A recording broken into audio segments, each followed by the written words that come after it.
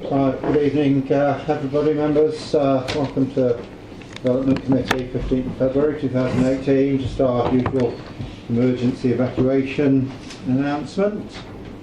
Should you be required to evacuate the building, would you please leave the building via the nearest available exit to the chamber. Our assembly point is in the public car park at the side of the Civic Suite. Please don't delay your evacuation to collect any belongings. Please don't return to the building unless given permission to do so by a member of council staff, and please also remember that this meeting is being audio recorded, and if you've got your mobile, please turn it to silent or off. Thank you. Apologies for absence have been received from Councillor Mrs Hoy, who has been substituted by Councillor Mrs Mason. Been received from Councillor Mountain, who has been delayed by a hospital appointment, who has been substituted by Councillor Mr Mason. We were also anticipating a speaker, Mr Clark, as an objector. Unfortunately, he's been delayed on the trains and is unlikely to make it. However, on 6.119 is the letter that he's written in to cover his points. Before we go any further as well, can I just ensure that everybody has received the addendum that's been circulated? Yeah. Okay, thank you very much. So it covers 6 non-members attending. We have Councillor Lumley, Councillor Rowe. Item 4 is the minutes of the meeting held on the 25th of January 2018. Happy for me to sign those as a correct record of that meeting. Thank you. Item 5 is declarations of interest. No, there are none. Excellent. Item number 6. Obviously, we've seen this before, but members have had a letter from Mr Thomas outlining the reason why it's back before us. Essentially, we're rerunning the whole event from scratch with working technology. So, Mr Evans, please. Thank you. Good evening, members. Right, okay, we'll run through a few slides. So, there we are. We've got a site location plan there. Just to run through the application site, which is an area of 3.2 hectares. It's located on the north side of London Road, almost opposite the junction with the Louis Drive West. The main part of the site is set back from the highway by approximately 90 metres. The southern portion is occupied by a single-storey residential care home, up with very Fitzroy support, and associated outbuildings, parking areas and landscape gardens. The northern portion of the site is currently undeveloped. This is this area here. It's a glade of woodlands, low quality species in the main.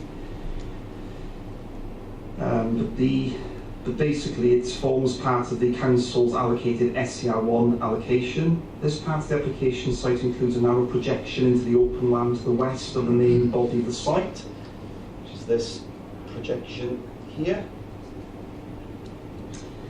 The site includes various tree preservation orders on its northerly boundaries defined by a brook, which is the Roaring Brook, which is a tributary of the French.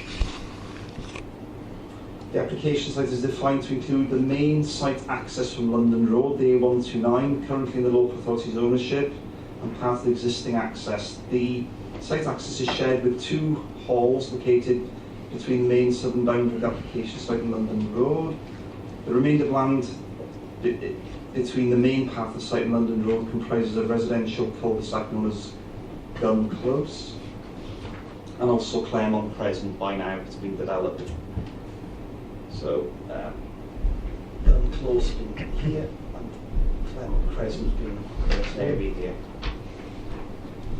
Land to the east of the application site, members will be aware, forms part of the current western boundary of the built-up area of Rayleigh and predominantly comprises residential estate development. Most of the land to the north and west of the application site is currently undeveloped and also forms part of the aforementioned residential land allocation SCR1. Immediately to the west of the site are buildings and playing fields used by the Sports and Social Club, Really Sports and Social Club, and close to London Road frontage, there's a dwelling filling station. So this is quite important in terms of the location of the Sports and Social Club, because there's an issue with compensatory parking, which is covered in the report, which has been subject to separate planning consent. Just move on. If we go to slide 2, that'd be great. The site, as members will see, does not form part of the green belt. So let's have a look. It's in this area here. Fitzroy support is here. So it forms part of the wide SCR1 allocation. We'll move on to slide 3, please. Right, this plan is a plan which has been adapted by officers to aid our understanding of the relationship between the application site and neighbouring residential development at Claremont Crescent. The plot highlighted has been previously highlighted by the speaker at the previous meeting. So in terms of the layout of the site, we'll go through that, but this is the Claremont Crescent, one of the properties. So members can appreciate the close physical affiliation between the application site and the residential development to the east of Timber Grove. The plan highlights the extent of the proposed development, including the road layouts within the development, the layout of all residential units and their associated amenity spaces, together with the location of public open space and landscaping. One access will be permanently stopped up, which is this access here, in favour of the retention of this access, which will also form the access to the Really Sports and Social Club. There were concerns initially that this access road here would be subject to all spill parking, which has now been addressed by the separate planning application to provide car parking within the adjacent site. This land forms part of the previous access from London Road and originally proposed for car parking, as I've said, which will be actually this road that will be stopped up here will be a lit walkway. So this will not be subject to any car parking arrangements, and it will be providing access for pedestrians to London Road from the site without having to negotiate the main access road to the site. Road widths within the development are indicated to be 6 metres with 1.5 and 2 metre wide footways. Can we enlarge that at all, please? So what we've got obviously is the main spine road coming in with offshoots. So the actual width of the road is a 6 metre wide road with 1.5 to 2 metre wide footways, with side roads being 5.8 metres widths and 1.5 metre wide footways. This provision is on a par with recent developments, including developments at the former Aeon site, which provides similar road widths of 5.67 metres wide with 2 metre footways, with shared space providing a road width dimension of 5.74.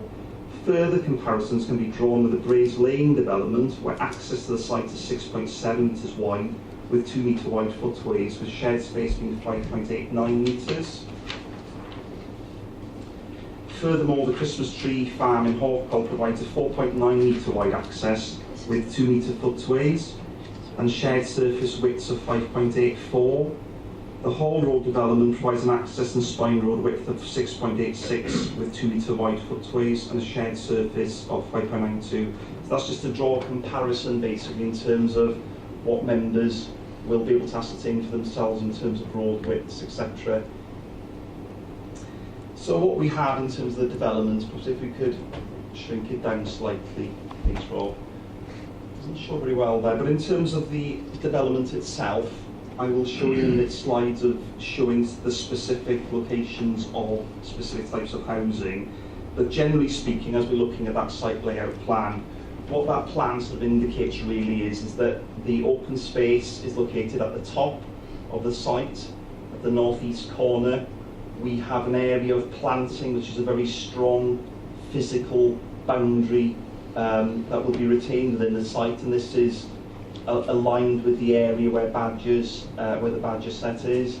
And then we have this radial arm that is going out to the west that will potentially serve as a linkage to the approved site further north, the 500 development there. So in terms of what members can ascertain from that site plan at least, what we have is we've got two in number of 2-bed houses, 25 3-bed houses, 14 4-bedroomed houses, 3 number 5-bedroomed houses, 29 1-bed flats including 4 flat over garage units. We have 10 in number of 2-bedroom flats and erection of 3 in number of 4 supported living units. And these supported living units, perhaps if we can zoom in a little bit then, at the bottom of the site, so southeast corner of the site. So the care home currently then moving aligned with the sort of the model of care that Fitzroy Support will be providing in future. An opportunity has been taken to reappraise the scheme, and this is, I think it's unit 14, 15, 16 of these here. So really, they're integrated into the development in a way that doesn't make the supported living appear as a sort of an institutionalised built form, really. So that is worth pointing that out. The associated parking landscaping has been mentioned, and the stopping up of the existing access. So the plan shows a network estates road with parking for the residential accommodation. We providing off-street spaces, garages and carports. So basically what we have, the flatted scheme here, there's 4 blocks of 8 units within each block, and parking is provided within this area here with separate amenity space, open space here, with adequate back gardens to serve all the properties, but I'll cover that. And then you'll note from the addendum that we have now produced technical guidance, comparisons and assessments of the garden space. Okay, we'll just go on. Yeah, the majority of the proposed flats will be provided in 4 blocks located in the northern part of the site. These will provide accommodation over 3 floors, with the top floor of each block incorporated in the roof space. In addition, 4 in number 1-bedroom flat over garages will be provided. The new houses would be 2 stories in height, although some would include roof level accommodation served by dormer windows, but members will be able to appreciate that as we show the elevations and street scenes. The planting has been mentioned. We'll move on to slide 4, please. And what this denotes, and perhaps zoom up on it a little bit, please. Yeah, there we go. So what this is a site analysis plan, and what this plan indicates is the different forms of development here. So what we have is the green are the supported living units, which are 4-bedroom units. The dark orange are 2-storey properties, the dark orange. So what we have here is we've got terrace properties here typically, we've got 3 and 4 and 5-bedroom properties here. The blue are the flat over garage accommodation, and then 4 blocks of flats further to the north of the site. The amenity and parking analysis plan, which is the plan to the right-hand side of the screen, what this actually indicates is the parking areas of the scheme which demonstrate compliance with the requirements of SPD2 as such related to garden area provision. A total of 105 square metres of amenity space is provided between flats 46, 47, 48 and 49, which are these units here, the flats or the garages. So in terms of the importance of compliance with garden area space, what the figures now, including the addendum, demonstrate is 100% compliance with the requirements. And the requirement basically is that it's a 25 square metre per flat ratio, and it does actually exceed that ratio. The 1 and 2 bedroom flats are also served by communal amenity space, which exceed the minimum requirements as set out in SPD2. This provision is indicated in the addendum page 7 if members wanted to refer to that. Likewise, a technical housing standard assessment has also been undertaken and is included on page 4 to 7, inclusive on the addendum. So we'll just show members now the affordable housing allocation.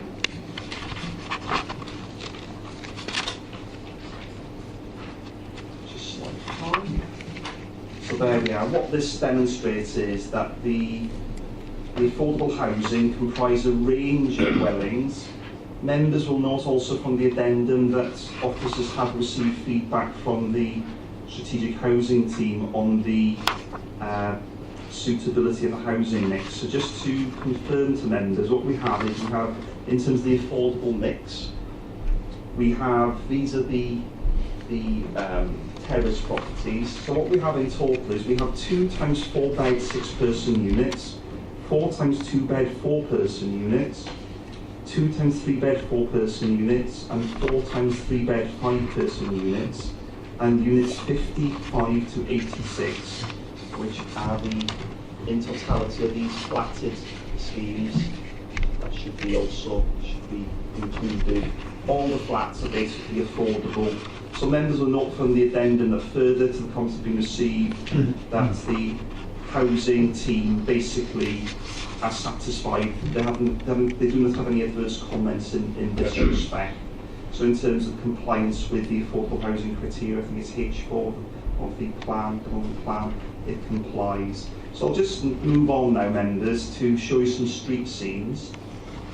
The first scene at the top is a cross-section from east to west, looking from the north at plots 38 to 48 and 49.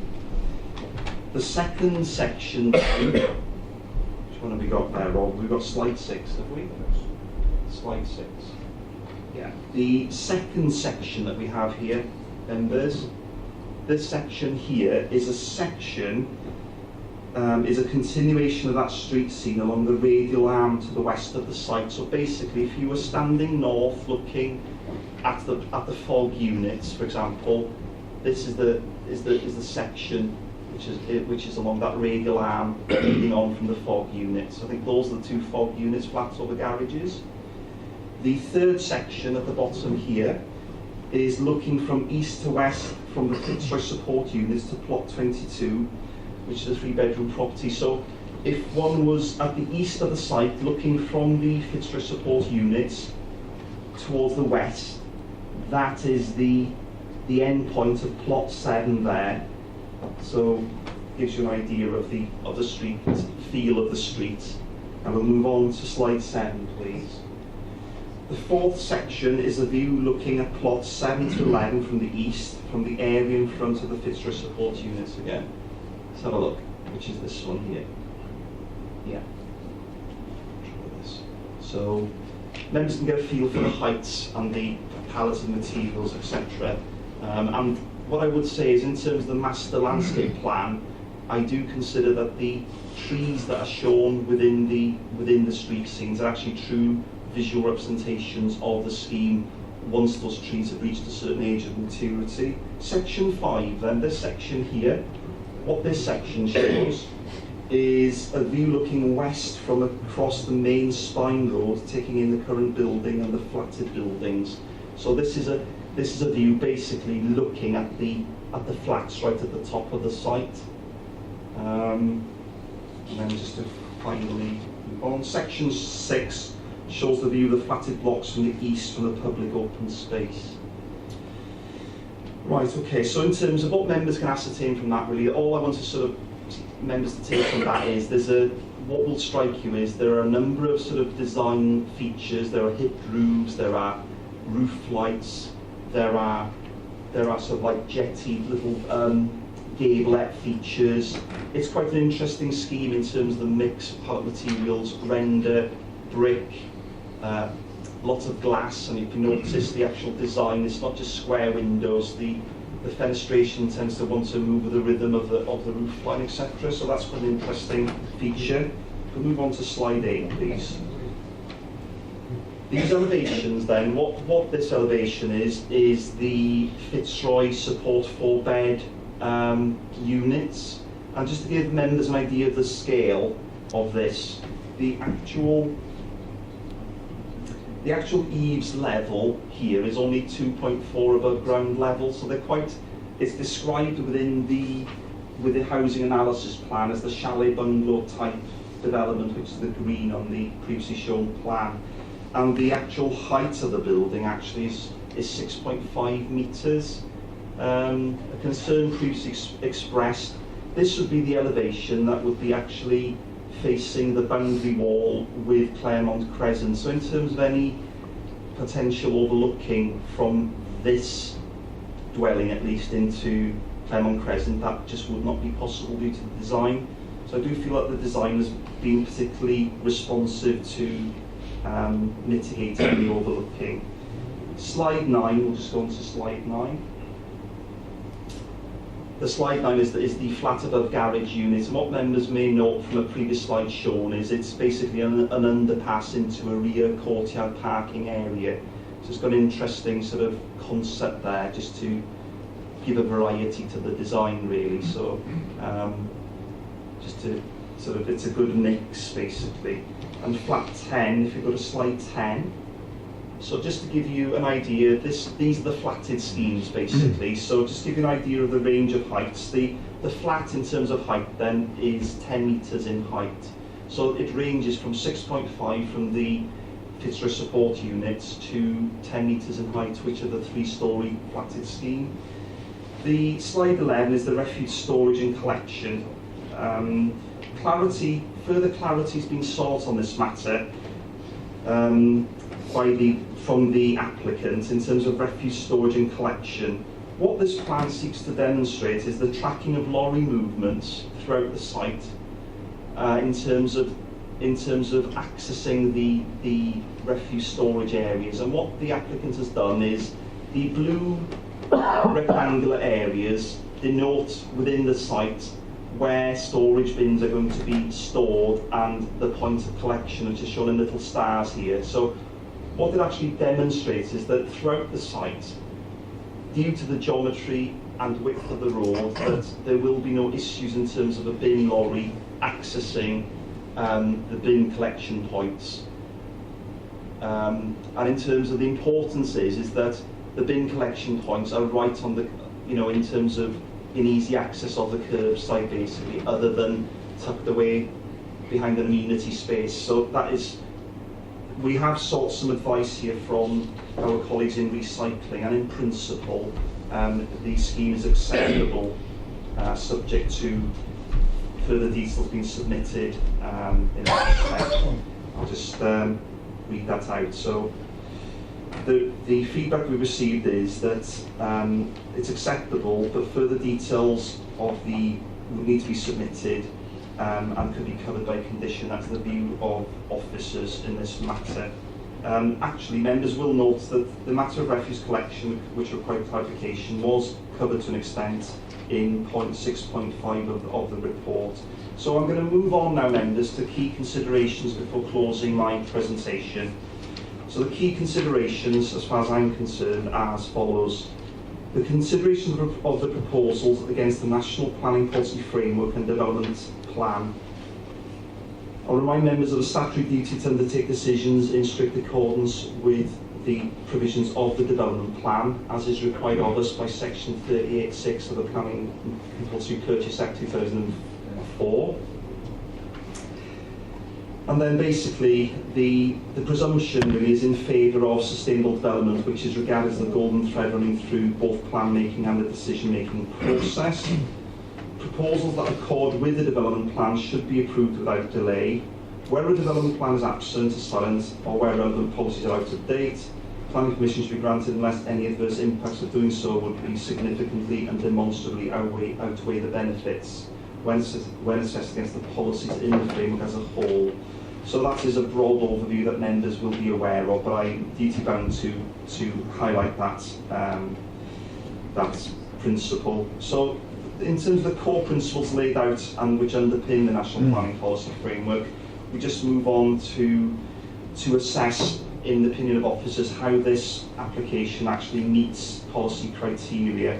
So members will note that the application has been supported by a number of supplementary documents, which I'm not going to list all of them. And the purpose of these documents, obviously from the onset, is to demonstrate that the application and proposed development accord with planning policy at national and local level.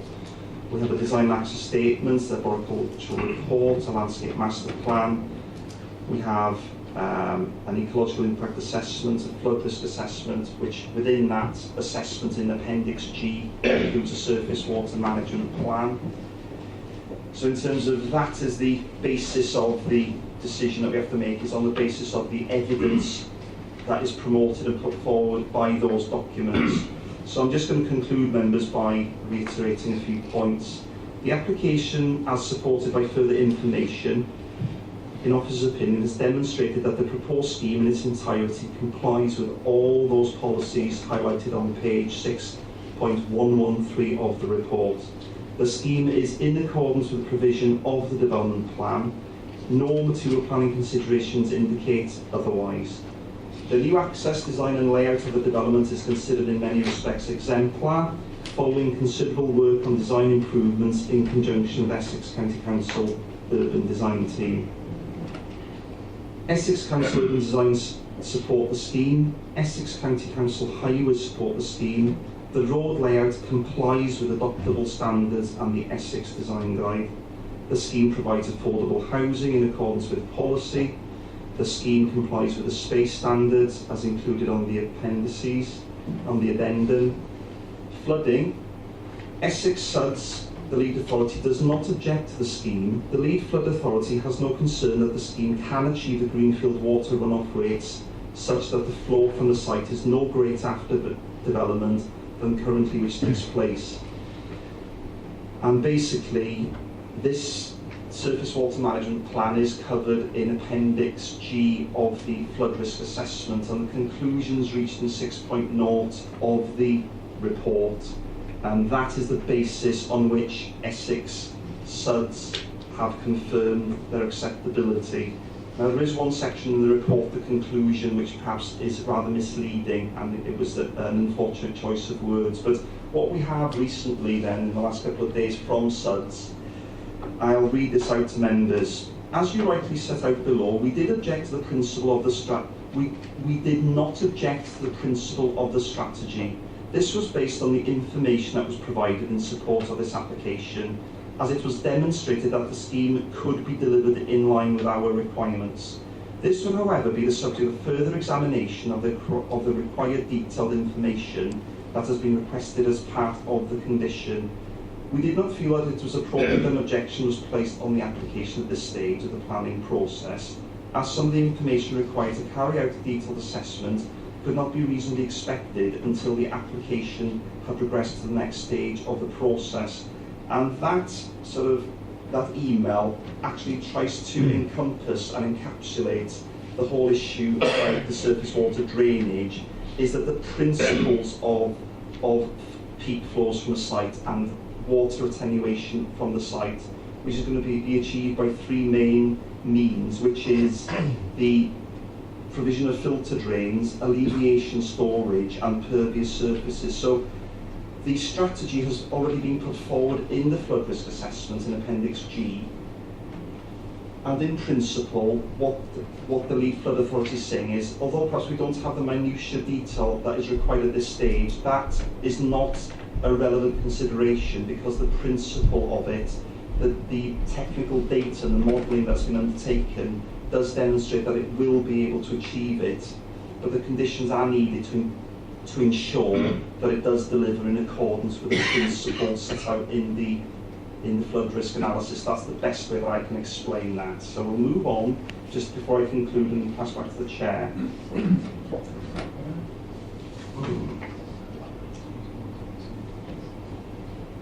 The ecological impact assessment, which assesses the impact of the development on flora and fauna, concludes that no species present on site, including amphibians, reptiles and mammals, or plant species, will be adversely affected by the development, which has undertaken a thorough assessment of these impacts in informing any mitigation measures, including the safeguards to the badger set during the course of development.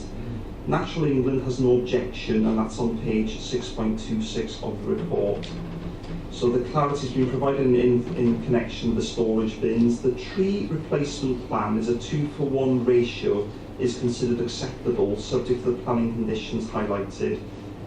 Additional requirements. Members have noted that in the addendum, in terms of the additional requirements which relate to healthcare provision and the provision of play space. So it is the recommendation. It's a revised recommendation of approval subject to a legal agreement to the heads of terms A, B and C in the report. The additional heads of terms D and E in the addendum, which relate to the NHS and play equipment, and the further heads of terms F to deliver the car parking for the Bailey Sports and Social Club, which has been approved under a previous application. So it cannot be included as a condition as it's not forms part of the application site. So officers are recommending condition F, the further terms of heads of terms F to achieve and to deliver the car parking at the Sports and Social Club. And to the conditions set out in the report, and to a further condition to require the submission of details of the provision of refuse bins and enclosures for the flatted buildings in the scheme. Thank you. Thank you. Just one other small bit of information. There was some confusion about the naming of Swain Park and Downhall Rural. Page 6.115 clarifies that position. We have our speaker, Mr. Mike Twinley, who's going to speak on behalf of the applicant. Just get the microphone.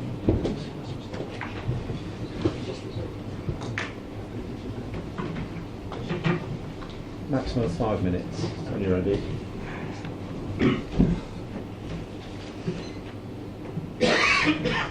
Good evening, I'm Mike Twinley. I'm the property manager for Fitzroy. Firstly, Fitzroy is a non-profit charity with a aim to transform the lives of the people with learning disabilities. All our staff are salaried, and we are governed by non-paid trustees. A high priority for us, absolute high priority for us, is to be a good neighbour wherever we are. Moving on to the application itself, I speak on behalf of Fitzroy and Panel Developments. We welcome the thorough and detailed report prepared by officers. We've responded constructively to the issues raised by Essex and Rochford Council officers following the submission of the application, and the scheme has been amended in light of constructive feedback from officers throughout. The site itself comprises a mix of brownfield land and land allocated by the council for residential use. The proposal provides an early contribution to the policy expectation of delivering a minimum of 550 dwellings on site SER1. The proposal also provides a policy compliant level of affordable housing and a good mix of dwelling types, including many family homes. The layout and scale of the houses ensures that all the proposed dwellings will receive satisfactory levels of daylight, sunlight, outlook and privacy. The proposal also provides a new care accommodation to replace the existing registered care home, Timber Grove, which is on the site, and that is not fit for modern purposes. This will alter from a single care home to 3 supported living chalet bungalows by virtue of 2 things. Firstly, the Care Quality Commission, the CQC, wish to minimise the size of any new registered homes, which this would be. And secondly, Essex Council Commissioners wish to move away from registered care into a supported living environment. Excuse me. In effect, these bungalows will become a seamless and unassuming part of the community when constructed and occupied. The relinquishing of some of the land for housing enables us to be able to provide the new homes for the people we support. We've submitted a considerable body of technical information in support of the application, including flood risk, contamination, ecology, highways and parking, trees and air quality and heritage. A detailed surface water drainage management strategy has been provided, and officers propose the drainage management scheme itself is addressed through a pre-commencement condition. The technical evidence does confirm that the proposals would not increase the risk of flooding, and no objection has been raised by the lead flood authority. In response to requests from officers, we've also provided details of refuse and recycling, which you've seen already, and how vehicles will access all areas. We've also provided officers with a commitment to deliver an on-site children's play area and associated equipment. We've indicated this facility could be located on the northern part of the site in the open space, but its detailed design and location will be subject to the Section 106 agreement. Level of car parking within the scheme fully complies with parking standards, as the officer's report confirms, and all spaces are conveniently located in relation to the properties which they will serve. The badger set is fully protected during the construction stage by way of mitigation and protection measures described in the application, but further detailed design will be finalised by compliance with Condition 5. And finally, there was some concern raised initially over the number of planning conditions, which in our view are not excessive for development of this type. Several conditions could actually be combined as two conditions effectively deal with one item in places, and there are no conditions which we consider as non-standard. And we actually welcome the ongoing oversight these conditions will provide for officers to the ongoing development. And thank you very much for the opportunity to speak, Mr. Chairman. Thank you. Right, Mr. Clark, walk through the door. Just in time. I've mentioned to members that you were delayed and pointed them to your written submission, but obviously now you're here, you've got your 5 minutes.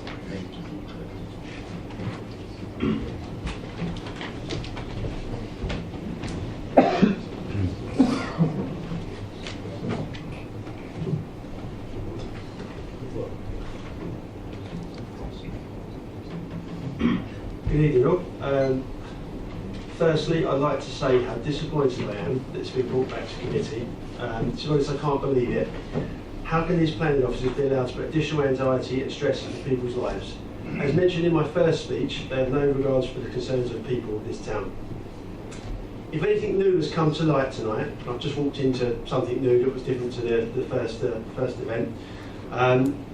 Any additional evidence, any additional documents, we should be made aware and the meeting postponed to allow consultation. The great news about being brought back to committee is I get to answer some of the planning officers' quick comments from the first meeting.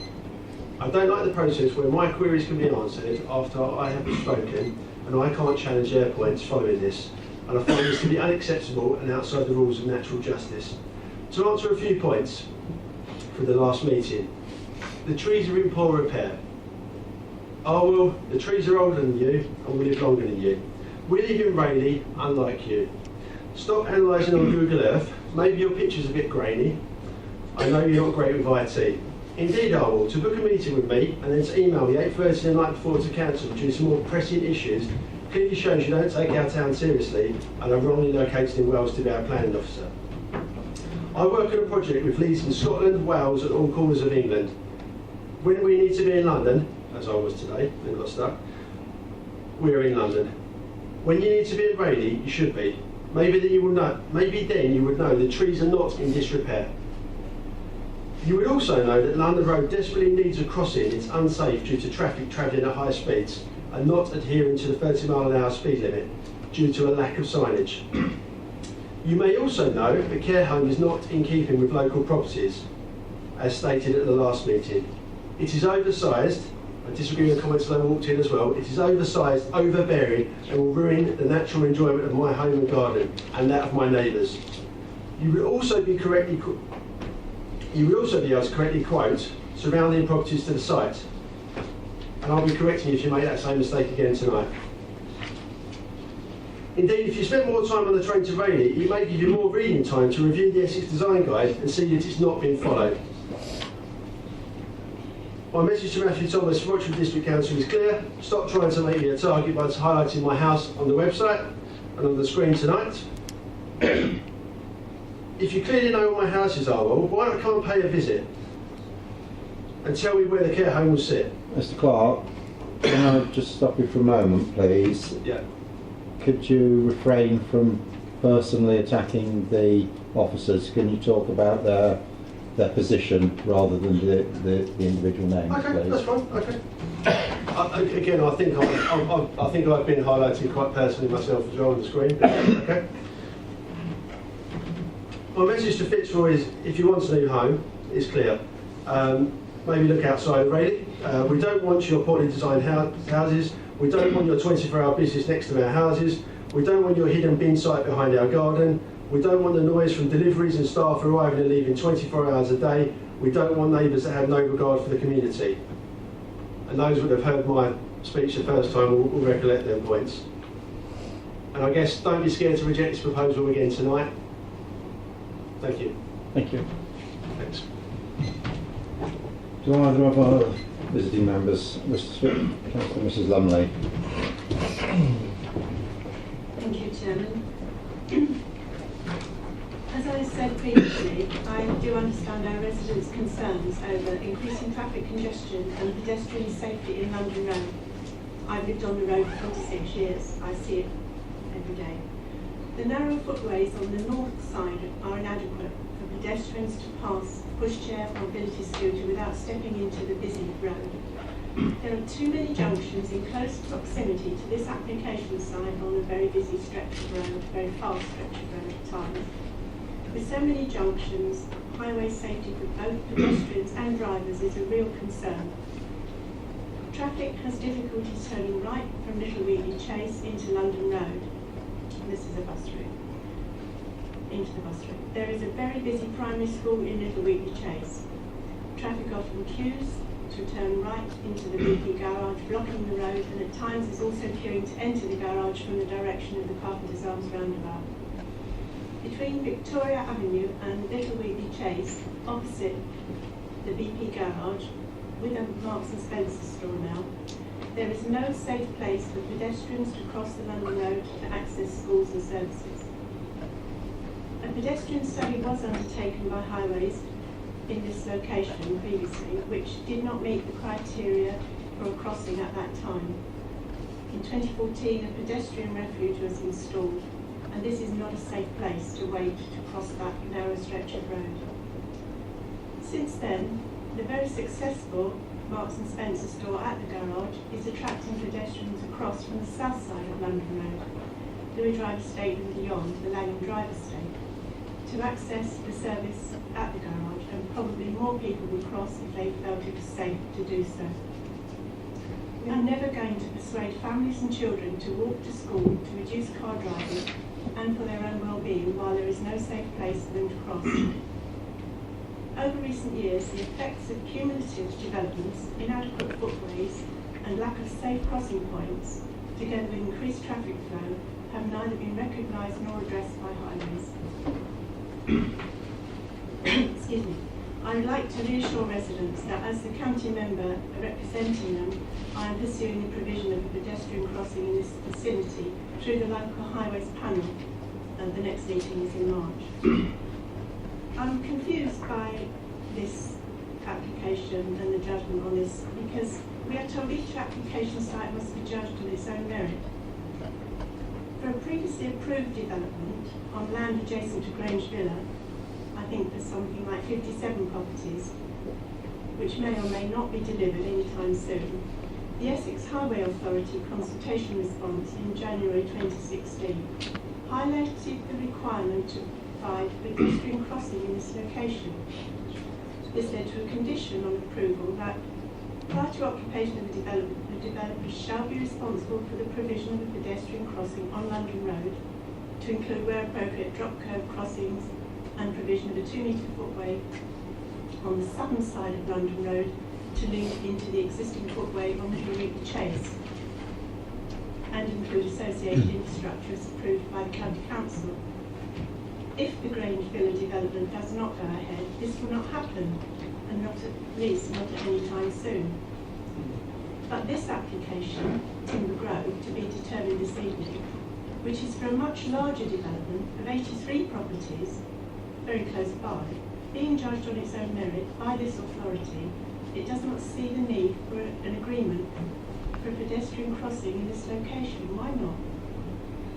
it may be the fourth time for this site previously coming to an application being considered, but it was previously for a much smaller number of properties.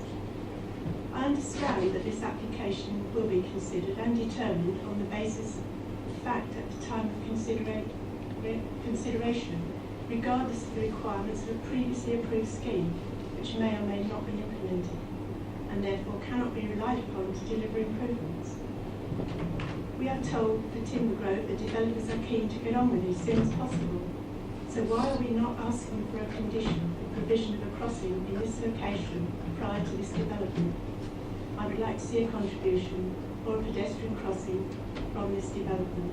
Thank you.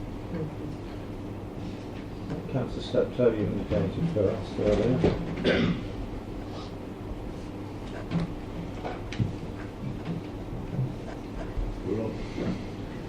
Just wanted 2 points of clarification. Could we have up the site layout drawing, please?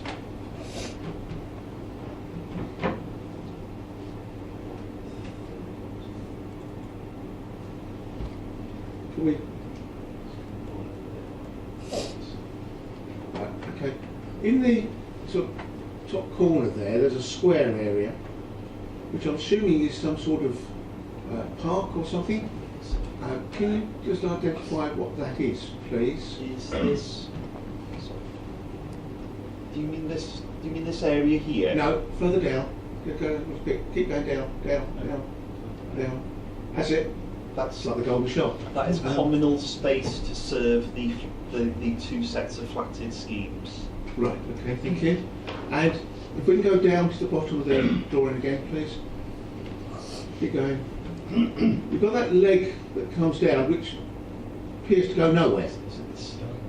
Yeah, that's it. Yeah. You said, I think you said there that there was a footpath through there. Does that actually link right through to the London Road? It'll be a pedestrian footway, lit pedestrian footway. Okay, so it does actually link Yes. right the way through. Okay, it's not clear from the drawing. And if you go, just bring the drawing down a little bit. Okay. Okay, where the car park is for the sports centre, along that boundary fence, there's some properties that are reasonably close there. Will there be any form of acoustic fencing along that area, landscaping, from noise that may occur from parking, evening parking, that sort of thing? Right, okay, to answer that, in terms of the landscaping scheme, I don't recall from the report, obviously it's a lengthy report, but in terms of acoustic fencing, You're thinking of the potential noise there from car parking with just those particular properties. They may be far enough away from the drawing, it's a little bit unclear. I don't recall that there was a specific requirement for acoustic fencing that was laid out by any statutory consulting in terms of our considerations officers. I don't think there's any landscaping plan that actually specifies that, but there may be scope within the planning conditions to require further details of that to be agreed as part of a landscaping scheme. Possibly might be an idea. I'm just a little concerned about the parking along that edge. Yes, Mr. Thomas did raise a point that Sports England actually, I think, did ask for it. Okay, that's fine. And my final point is Condition 28, sorry. All right. The final point in the green area at the top of the northeast corner of the site, I think. That's it. Will there be any play equipment provided by the developer for use? Yes. So in the latter recommendation under the additional heads of terms D and E, then that it's proposed that although the details would need to be finalised, it would be within this designated open space that is being proposed to be sited. Okay. What I would like to perhaps suggest to the developer or the owner is that with the play equipment, the children's play equipment, perhaps some open air gym equipment for, shall we say, the more mature children. Thanks, Jim. Thank you. Councillor Mrs Mason.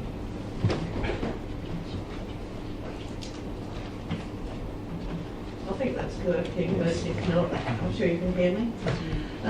This application was presented to the Development Committee on the 11th of January and considered on the basis of the report presented, and it was resolved unanimously to be refused. On the 5th of February, an email from the Assistant Director of Planning and Regeneration Services determined that as the oral presentation could not be delivered as intended due to IT difficulties, to represent the application. The application was circulated unchanged the next day, 3 weeks later. Last night I received a 10-page addendum. It is regretted that the verbal information that was provided today was not included in an updated report or an addendum. Having said that, our policy, onto the application in general, our policy has been that affordable housing should be 35% of the mix of properties and not 35% of the smallest, and pepper-potted around any development site. The report in the addendum showing that the delay in supply from the calculations of needs of the delivery, in the case quoted 7 years for the first delivery and still not completed, would demonstrate that using our current applications requirement is not an efficient method of anticipating demand, and that a mix of properties should be provided. I believe this now has been addressed. However, the application was refused twice due to affordable housing concerns, and yet it is still now unspecified in writing and left to the officers to determine. We've had a verbal report that has given us information, but it's not pepper potted. You can see that is not pepper potting, and it is should not. The condition there should have been altered to reflect the updated information that has been given to us verbally. The time since the 11th of January has not been used to reduce the excessive conditions, although this was a concern raised in the previous debate. Yet it was stated by officers that government advice is that where possible conditions should be kept to a minimum. Member Trainer also reinforces this point. Yet it has not been done or altered in the intervening period. I assume that government advice is to allow members to have full understanding and involvement in the decision-making process. The concerns still abate, and they are concerns. There's still some query about the bin collection points, although it has been clarified. The report from the Design and Access Statement says that they don't think that some of them can be accessed.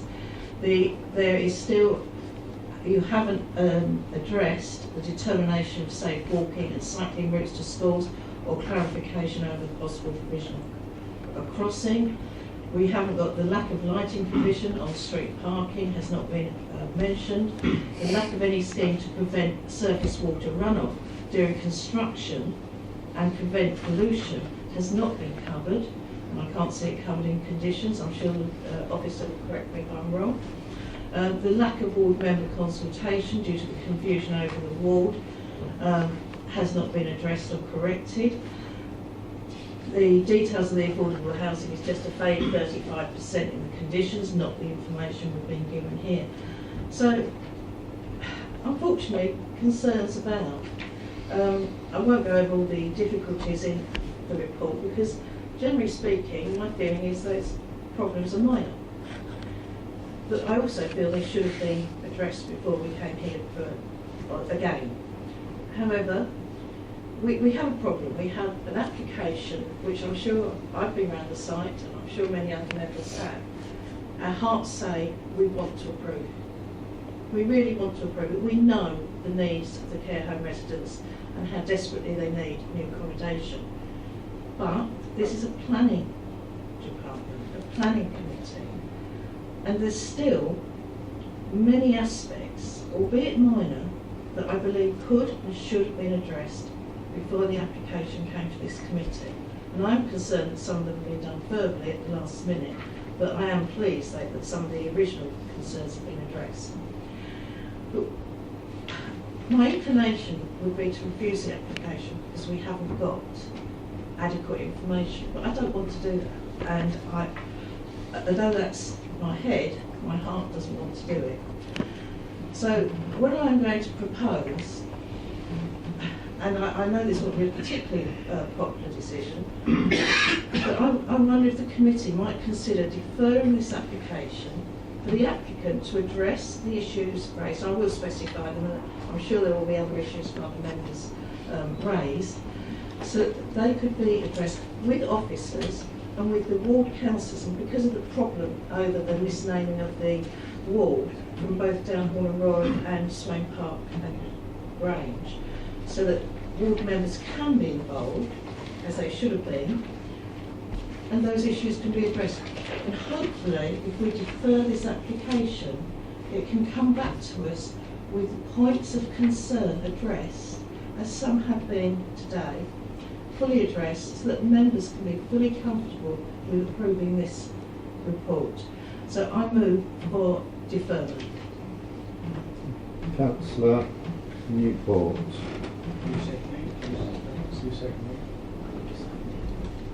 Chairman, I'll second that motion. Councillor Newport, you wish to speak?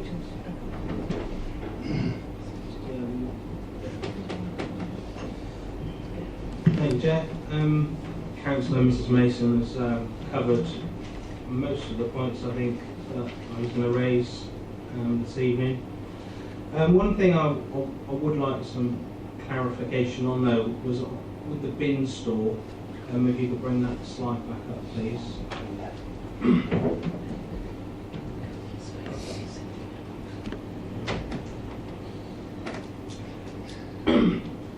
Now, could you scroll down to the care home? So, is the bin store for the care home against the fence which backs onto the gardens of Claremont, please? The blue dots.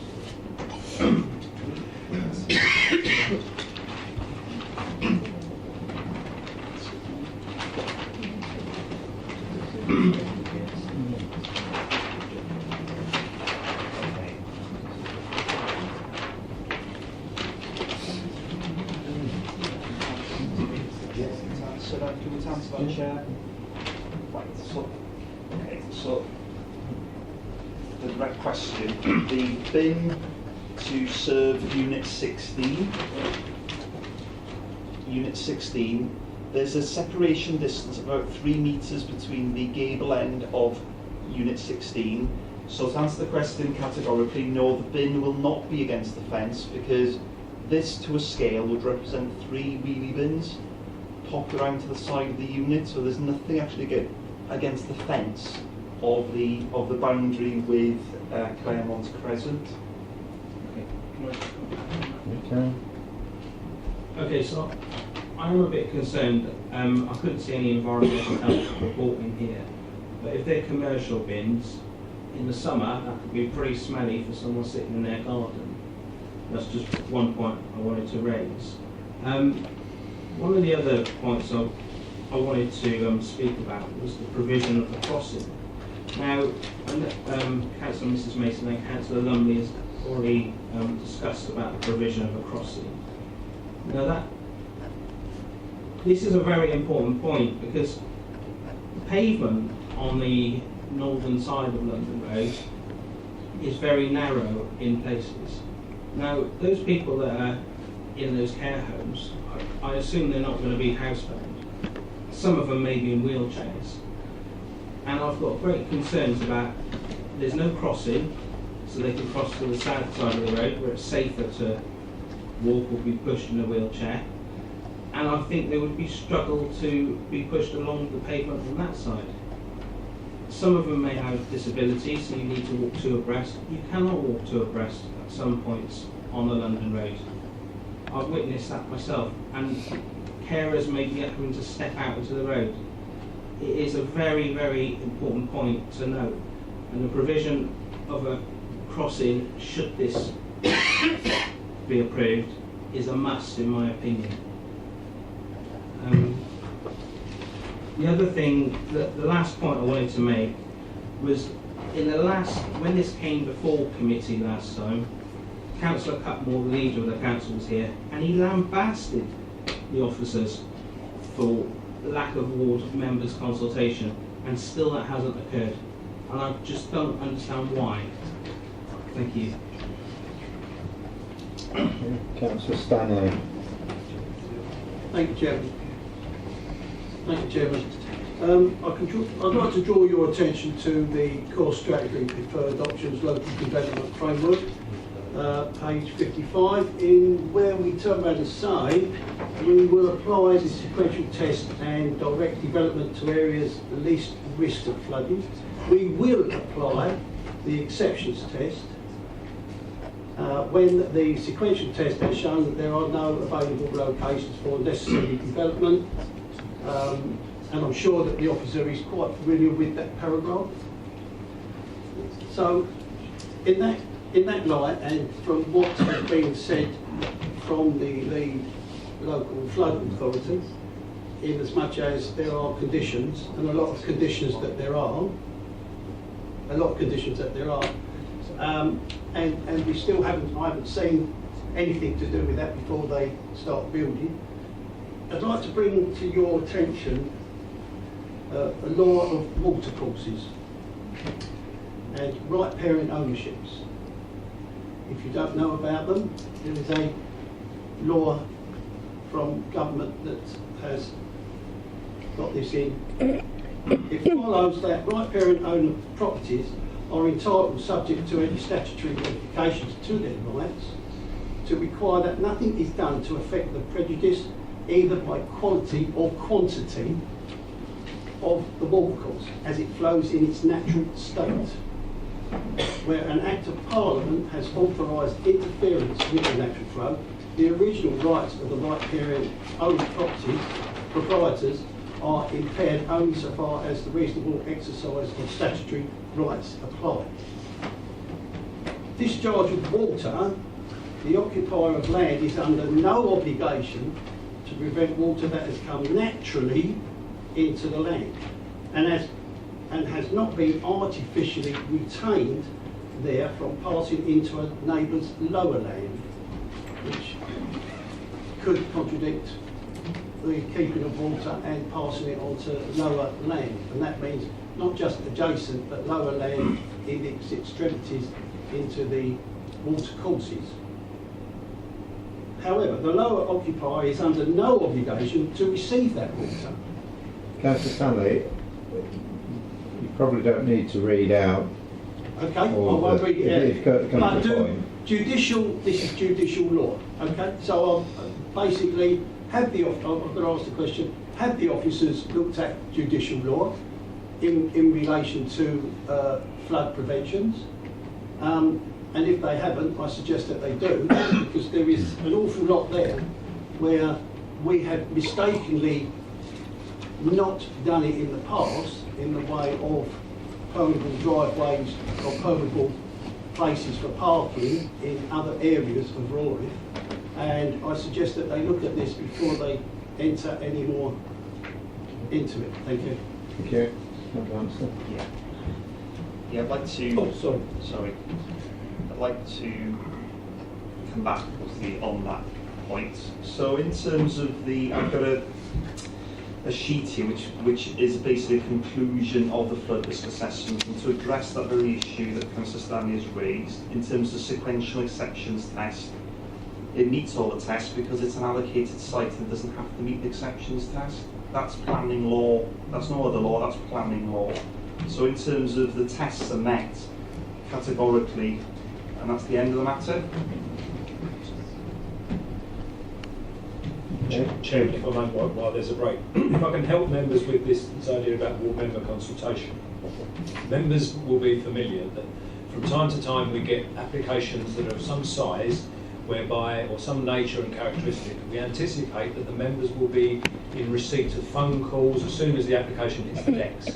What we do, we remember in days gone by we used to send you copies of the application. Nowadays we notify you of the existence of the application. So it's really for members' heads up, because during the life of the application, particularly the first few weeks, members will get advised or get approached by their community as to what they know about it and if they can help them, etc. The consultation, in effect, is a notification to make you aware. Your contribution comes later on in this chamber. We don't look for a written reply from you like we do with the statutory consultees. So I suppose the word consultation is perhaps wrong, but I think members will be aware from time to time we have notified them of the existence of an application, and that's what that consultation in the report means. Councillor Wilson. Thank you, Chair. Can I just have a clarification? It was to do with the Western Spur Road.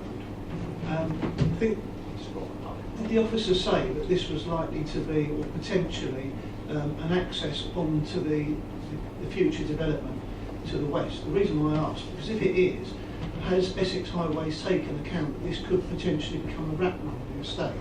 And it then underlines the importance of having the pedestrian crossing, because we're going to have not just the traffic from this development, but potentially traffic from the larger development going through. And obviously, the crossing would be much more important. Chairman, the extension normally would look quite odd on most applications, but it dovetails with the other scheme. You haven't seen the reserve matters yet for the remaining part of the site. I can't confirm to you that it causes a wrap run through, but I know for a fact that Highways are happy with this arrangement because it fits the development done by Countryside on the other side and the preliminary discussions they've had with Countryside on that. So in the fullness of time, you would see the pieces come together like a jigsaw, but I'm afraid I can't confirm to you if it would be a through route. I can confirm to you it's our understanding Highways are happy with that arrangement. Mr. Mason. Thank you, Chairman. I can't put my hands on the exact passage, but when I read the report, it spoke of ward members not having responded. So I'm going to have to refute what Mr. Stranks had to say, because clearly the council was looking for a response from ward members, and it hasn't happened. I would also remind Mr. Stranks respectfully that you mentioned, Mr. Evans mentioned other developments. One in particular was the Christmas Tree Farm development, and yes, as a ward member, I was informed early on and given access to written documents where I required them. And he says that we should wait until this opportunity to raise matters. But I found him very accommodating to wish to discuss things during the prior to preparation of the report, and indeed prior to the meeting, which was a development meeting, I had a meeting with Mr. Stranks, my co-ward councillor, and Mr. Scrutton. So there is involvement by precedent of members with developments. So I don't think that matter has been covered satisfactorily for me. Chairman, I've supported the motion. I believe that there are matters that members should quite properly wish to be satisfied on personally in committee, rather than leave things to officers to actually deal with by condition. The ones selected are the ones that I would expect as a full-time member of this committee, or indeed a substitute, to see performed to my satisfaction. I haven't become aware of a construction management agreement, and I've had several representations of different sorts, particularly with regard to the other site, which has been mentioned as it dovetails, that there is concern about the extent to which construction traffic, if not properly regulated, will cause a great deal of additional congestion and disruption. So I'm expecting to have seen a construction management agreement which covers all the usual things, which is about when the site can be active, when we expect vehicles to turn up and not park in the road awaiting access to the site, finish times, weekends, and because a construction management agreement only ever appears in a condition at best, I'd like to see it as part of a legal agreement so that residents are fully protected. So if the officers can tell me when I've finished where the issues of construction haulage is dealt with and performs the purpose of avoiding disruption and congestion in a busy way, I'd be grateful. Finally, with regard to pedestrian crossing, I fully support everything that Councillor Lumley as Ward Councillor has said, and indeed Councillor Newport has also said. The linkage of that pedestrian crossing with the Grange Villas application is frankly not good enough. There are too many applications that rely upon other applications with regard to infrastructure, and it's becoming confused. And in fact, our MP is incredibly confused as to where the roundabout sits with the other development. So I'd like to see a cross requirement through a section 106, which of course becomes a legal agreement by nature. Thank you, Chairman. I'll come to you in just a moment, Councillor Hookway.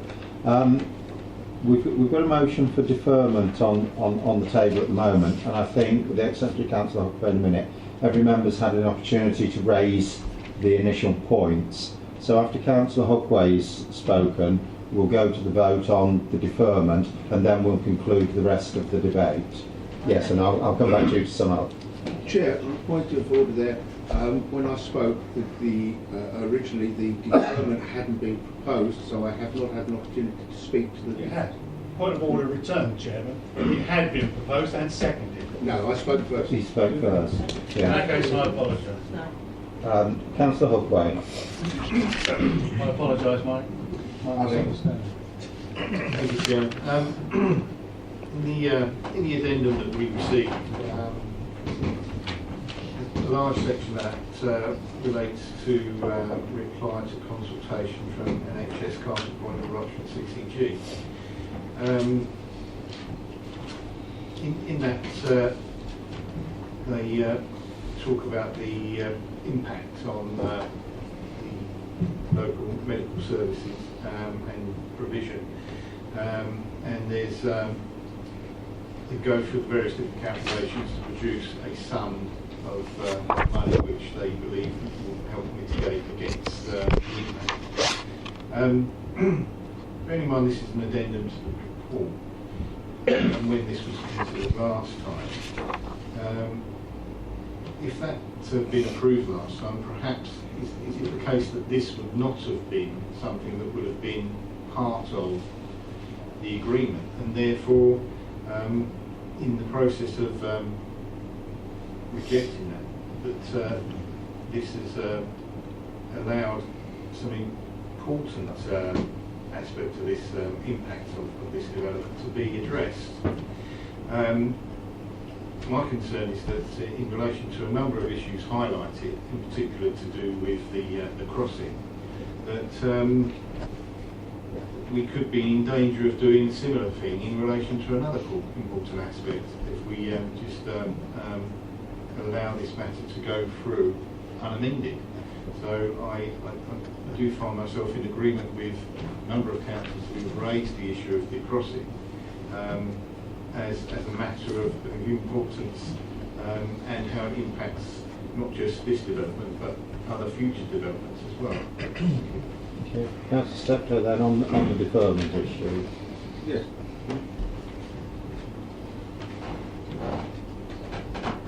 Yeah.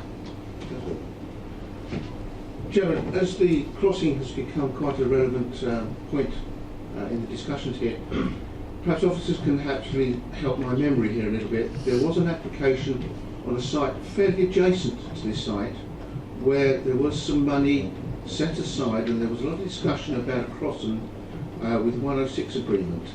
Can you confirm whether that my memory is correct there and whether that still stands? Is my first point.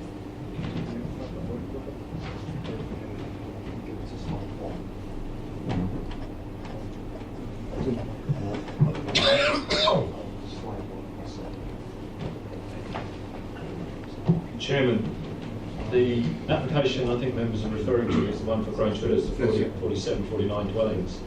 The legal agreement, to my recollection, there's like a traffic island that was being sort of beefed up, and the pavement was being enhanced on the southern side, because I think it stops at this road here and it's crisscross verge. Members who went on the site visit that day, I think remember we traipsed along on the verge before we could cross the road at the reservation.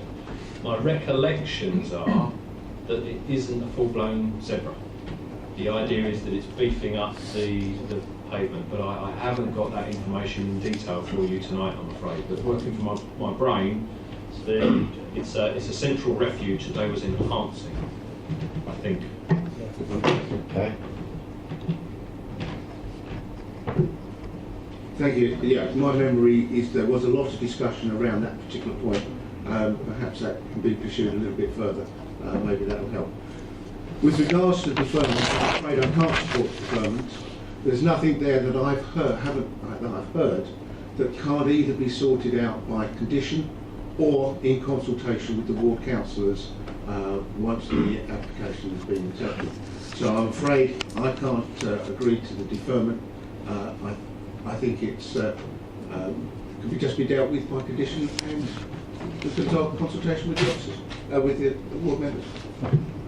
Thank you. I too agree with you. I believe that compliance has been demonstrated along all the principal items, and the conditions that uncover the rest. I believe that although the crossing is a significant issue, it's not within our remit to determine that one. That's Essex, who haven't requested it, and the local highways panel is going to be looking at it, important as it is.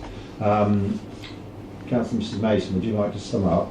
And then I'll just ask the officers to respond. Yes, well, I don't think, no, I would like to start and then the vote be taken. As you said, there's no need for officer response at this time.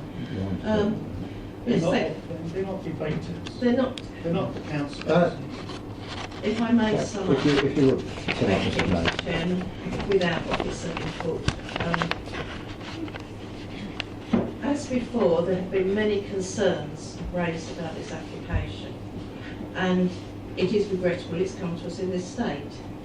And it was mentioned quite strongly last time that it should have been perhaps in a better state when it came to us, and a month later in the same situation. But we are where we are. The reason I'm moving for deferment is because of a lack of a construction management agreement. The information on the bin collection points, I know it's been covered, but it's only further. It should have been informed to us before, so that if there were any concerns like proximity to other properties, we could have considered that. The design and access statement has concerns that some of the garden, I believe one of the garden sites it says is unusable, although the area is acceptable and within our means. It said that the garden site is unusable. Some off-street parking has been, again, in there, it says it appears to be unaccessible, so we're providing parking that we can't get cars into. The lighting, lack of lighting provision on street parking. The design and access concerns have not been addressed, or they're recommended included in conditions. The lack, and this is an important point, the lack of any scheme to prevent surface water runoff during construction and prevent pollution has not been covered in conditions. And it's something that has been experienced on other sites, and I do think that's an important point that the members should have the opportunity to address. And last but not least, there has been no determination of safe walking and cycling routes to schools, and the clarification over the possible provision of a crossing has been muddled at best and needs to be examined with your councillors. So I confirm that I move for deferment. Okay. Thank you.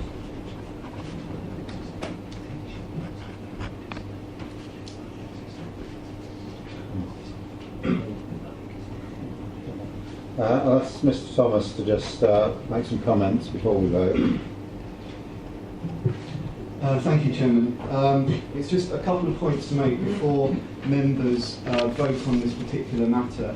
I would reiterate, and in my advisory role here, that this is a policy compliance scheme that is in line with the development plan, and all aspects of the scheme meet criteria and guidance that is set out in local, national policy.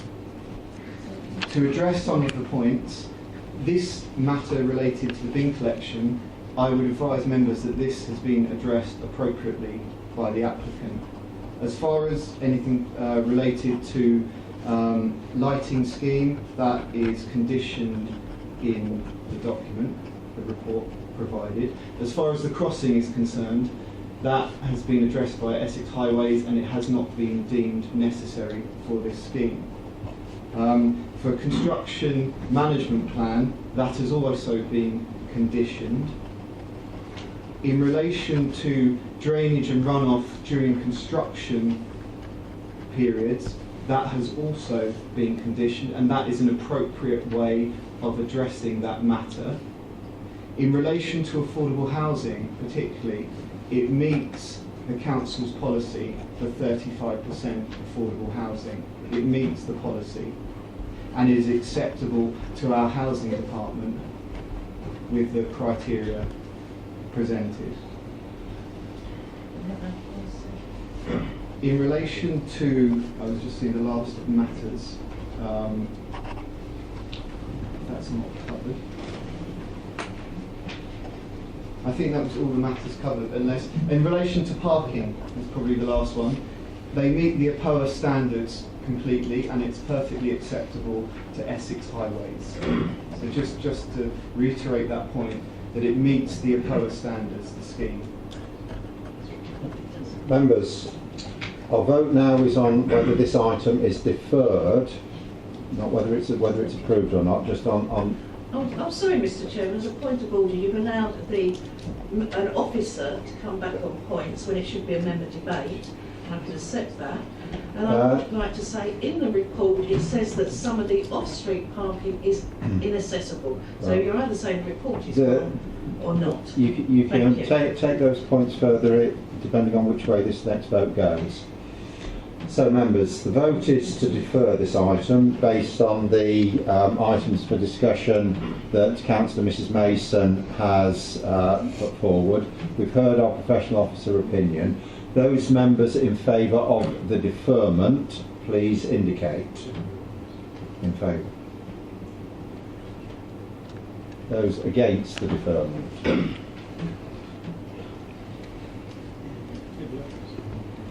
Motion for deferment is lost. We now continue with the substantive debate. Councillor Stanley, you'd indicated before to further a point. Yes.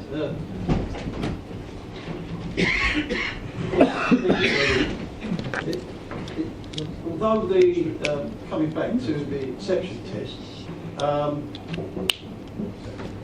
I understood that these tests were for areas where flooding would occur, or a lot of water would accumulate. We already know that the area that's in question floods from Swallow Aquatics as far as the Eel site, and Guns Close is included in that, which is not very far away from where this is, and that we already know that a lot of the water is, and I've walked around the playing fields, the football fields and what have you, and at times they can't even play football. So there is a great deal of water in that area, and that's the reason why I'm bringing the attention to this judicial law in relative to that area. It's well known that the place floods, and when it does, it's very, very bad. In fact, you can't even get down the road, so the police stop anybody going that way and take them round Roy. So, and it's not 1 in 100 years or 1 in 30 years. It has done so in the past 3 years consecutively, flooding. So how is these people going to get off of this site? They will need a boat to get off. They won't need a car, they'll need a boat. And how you are going to mitigate that just by holding, you can't hold the water back because it will flood. So you can't hold it back. And the whole point of this exercise is get that sorted out first before you start building. Once you've got it sorted out, fine. Thank you very much. Councillor Steptoe. Mr. Chair, just a question to officers really. There's been a number of issues, concerns raised. Are any of those concerns raised not either covered by the conditions or that can't be dealt with by consultation with the ward councillor and developer? Because I feel the developer would be more than happy to work with the ward councillors on that. Were there any that weren't covered?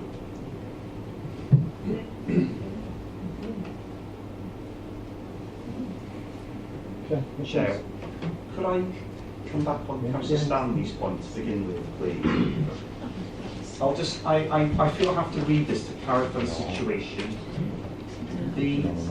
The summary of the flood risk assessment, as the site has been allocated for development by the local planning authority, the sequential test does not have to be applied. The exception test can be successfully applied to the development located in flood zone 3. So basically, the crux of this matter is informed by detail 1D, 2D hydraulic model of the Rawrith Brook, developed specifically to assess the flood risk of the proposed development. Ground floor levels will be set at a minimum level of 13.215 above ordnance data and 0.6 metres above the modelled 1% annual event probability of flooding when allowing for the upper end estimate of the impact of climate change. So basically, the modelling has looked at every kind of scenario. The situation we have here is we have statutory consultees that have looked at the data and do not contest what the conclusions of the modelling analysis is. And therefore, on the basis of the Environment Agency's view of the flooding risk, obviously that is material fact that has been established through and demonstrated through the modelling analysis that's been undertaken.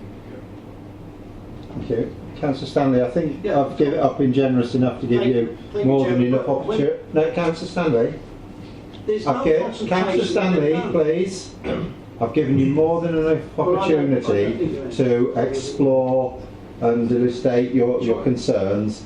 The officer has come back with an opinion. That we've got the reports, and I think the point is made. The finer detail can happen elsewhere, but I think for the moment I've given you sufficient. I've got no other members indicating to speak at the moment. Therefore, do you want to final thoughts? No, well, only. There was that last question I'm happy to answer. I would like to just comment on the fact of the conditions, and Councillor Mason... Chairman, point of order. Well, we're not asking for officers' comment. We've had a presentation. It was a question from... I disagree. A question from Councillor Steptoe.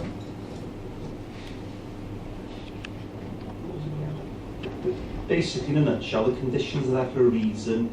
It's not unusual to have a number of conditions on a planning consent, as I previously indicated. And to answer the question directly is that there isn't a matter that cannot be dealt with by condition. Okay. Okay, members. We've had a thorough debate on this one and detail. There is a recommendation starting on page 6.100. There is additional revised recommendation on page 10 of the addendum, and there was also mention of the Rayleigh Sports and Social Club and the car parking issue as well. So members, can I ask if we go to the vote now, please? Can I ask for those members in favour of approval, please indicate. Thank you. Those against? I'd like my votes against, Chairman, recorded in the minutes. I'd like my vote against recorded, please. I'd like my vote recorded in the minutes against, please. Thank you. I've got mine too, please. Okay. Thank you. That item is approved. That concludes our meeting for this evening. Thank you.